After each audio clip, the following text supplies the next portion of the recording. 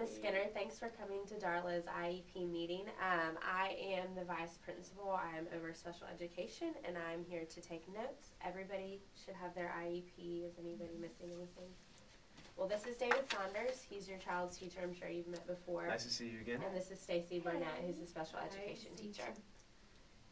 All right, so I guess the purpose of kind of why we're here is because your daughter's been struggling a little bit in the classroom, and she's having a little bit of difficulty paying attention in class, and she's functioning a little bit below reading level, below grade level, but she interacts well with her peers. She's respectful to her teachers, and but during class time, she gets off task easily and often requires some redirection. Her inattention and hyperactivity have made her eligible for special education services under the rating of OHI, which is other health impairments.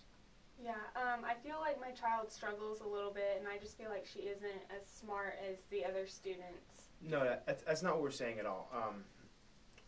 She's in first grade, so she's just a little bit behind. She's not, in no way are we saying she's not smart. We're just saying she's got some disabilities that are causing her to be a little bit behind grade level. And what this goal of this meeting is to see what we can do to get her up to get her back up on reading level and grade level with everybody else. She is very smart, very capable young girl, and we have full faith that she will be successful in the classroom. Mm-hmm. So let me go ahead and share with you some of the test scores. As you know, we had Darla tested here a couple weeks ago, and here, this is the Kaufman test of educational achievement, and that just tests like math and reading skills. And you can see her reading skills here are about in the low 80s to upper 70s, and an average is about 100, so that's a little low. And then if you look at her behavior scores, again, the average is about 100, and she scored a 75 on the adaptive behavior test. So again, that's a little low, and that's a struggle for Darla. But her math scores are very high. If you look here, she got a 90 out of 100 on geometry, and she just seems to really enjoy math and does well in math. She does seem to enjoy math a lot.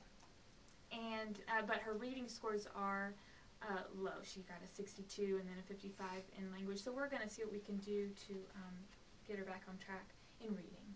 Okay. So. And these are some of the goals and benchmarks we've set for her. We think these are very reasonable goals of what we want her to accomplish. The first goal is we want her to have it done by December of 2010. So these next upcoming few months.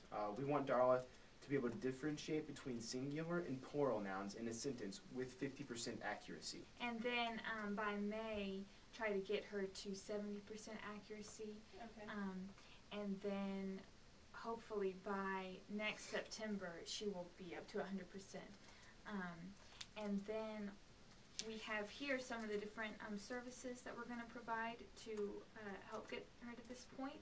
We're going to plan on pulling her out for about 30 minutes twice a week to work with me in reading and specifically on this goal of recognizing nouns. So do you have any concerns with that, or? I just want to make sure she's still interacting with peers, so that works great to just pull her a couple times a week for a short amount of time. Right. And she will be. This intervention time is really just time to kind of review what she's learned in class, just so we can make sure that she is on track to improvement. Mm-hmm. Okay. And we're also going to make sure that she's in a comfortable setting for assessments, like either in a small group or come to my class and take the assessment by herself, something like that, because she seems to get distracted easily, and that can be a real problem during testing. So, and then if you want to look at the next page, talks about a behavior goal. The goal is to have Darla able to pay attention during a lecture that is 20 minutes long and participate in whole group activities for 20 minutes without any redirection by the teacher. And this is for next September in 2011. I do find it hard for her to focus for a long amount of time. So again, by December, we're just going to see if she can remain attentive for about 10 minutes in a lecture and be able to work in a small group for about 10 minutes, and then that's just going to progress. So by May, hopefully 15 minutes she can stay attentive, and then 20 minutes by September. And what type of services will she be getting for that? For this, we're going to seat her near Mr. Saunders, not so close that Not it's like right obvious. next to my desk, but like just kind of in a place where I can see exactly what she's doing. Make sure she's on track always. And give her extra time to complete assignments as needed, and maybe reduce her workload a little bit if Mr. Saunders sees that that's necessary. Okay. And also, we're recommending that she have some sessions with the guidance counselor, who's Janet Smith, about once a week for 30 minutes, Okay. just to help improve her attention and make her aware of the behavior that she's displaying that can be disruptive to others, see if she can work on that. So, do you have any questions or concerns over any of this that we've recommended? No, but I'm willing to work at home with her, so if there's anything I can do extra, just let me know. That would be phenomenal if you wanted to help out at home a little bit. Really, the main point she's struggling in academically is reading. So if you could read to her every night, that would be phenomenal. And try to have her read some to you. Just work with her in reading. Do whatever you can.